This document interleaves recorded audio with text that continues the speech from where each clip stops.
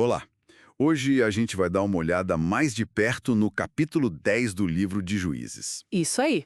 É um capítulo bem interessante. Então, depois da confusão toda com Abimeleque, o texto nos apresenta dois novos juízes, né? Tola e Jair. Exato. Parece que as coisas dão uma acalmada por um tempo com eles.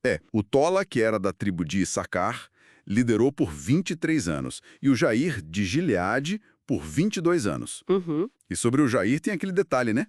30 filhos, 30 jumentos e 30 cidades lá em Gileade, as Avotri Jair.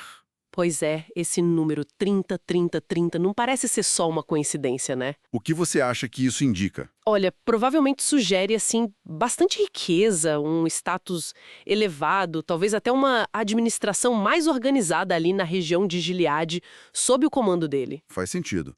Um poder mais terreno, talvez. Isso, uma estabilidade, um poder visível. Mas é uma calma que, como a gente vai ver, não dura muito. Funciona quase como um intervalo, antes da próxima crise. E a crise vem com tudo de novo, né?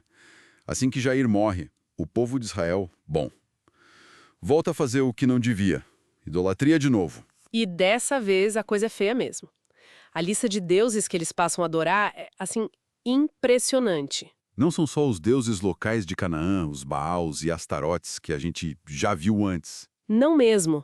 A lista inclui deuses da Síria, de Sidom, que eram fenícios, de Moabe, de Amon e até dos filisteus. Nossa, é praticamente um panteão completo dos vizinhos. Exatamente. É como se eles tivessem dito, quer saber, vamos abandonar o Senhor de vez e tentar de tudo um pouco.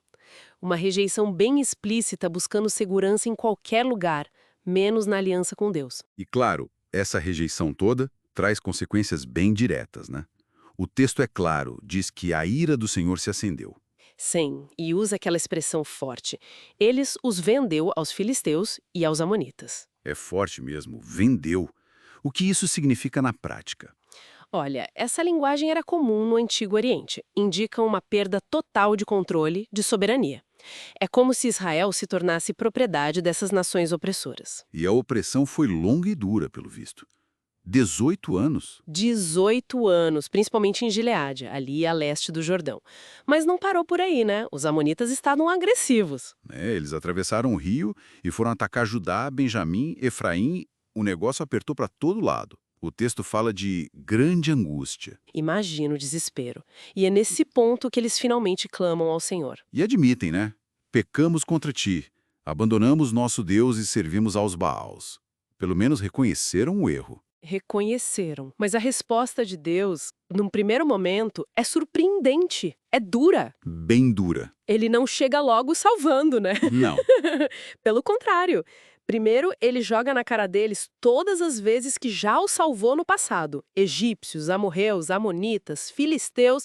A lista é longa. Tipo, olha o histórico de vocês comigo. Exato. E aí vem a repreensão. Eu salvei vocês tantas vezes e vocês sempre voltam a me abandonar. Por que eu salvaria de novo? E ele manda eles pedirem ajuda para os deuses que escolheram. Isso, vão lá aclamar aos deuses que vocês escolheram, que eles os salvem agora. É quase um teste, né? Pra ver se o arrependimento era só por causa do aperto ou se era algo mais profundo. E parece que funcionou, porque a reação de Israel a essa resposta divina é diferente. É o ponto de virada, né? Sim, eles não tentam se justificar.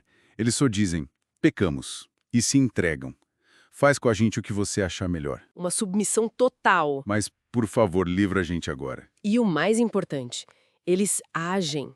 Isso é crucial. Eles não ficam só na palavra. O texto diz que eles tiraram os deuses estrangeiros do meio deles e voltaram a servir ao Senhor. Ação concreta. Arrependimento de verdade. Exato. E é aí que a postura de Deus muda também.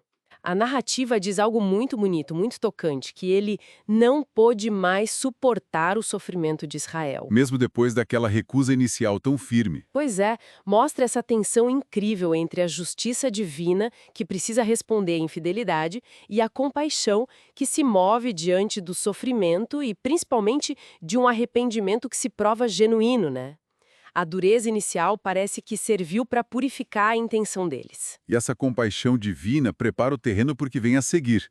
A guerra contra os amonitas. Sim, o cenário está montado. Os amonitas acampados em Gileade, prontos para a batalha. E os israelitas reunidos em Mispa, também prontos, mas precisando de um líder.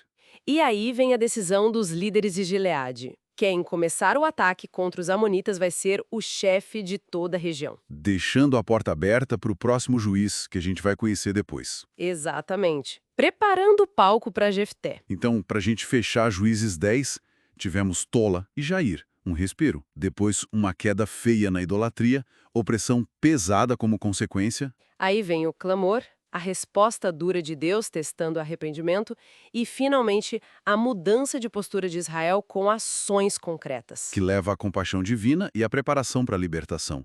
O ciclo continua, né?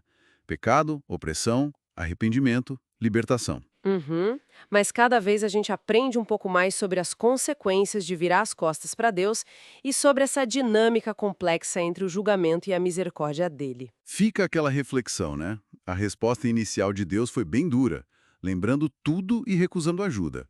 Só depois da submissão e da ação de tirar os ídolos é que a compaixão aparece para valer. Pois é. O que será que essa interação específica nos diz? Sobre a diferença entre só gritar por socorro no desespero e um arrependimento que realmente transforma e move Deus a agir, mesmo depois de tantas falhas? É uma boa pergunta. O que realmente significa uma mudança genuína aos olhos de Deus, né? Fica aí para a gente pensar.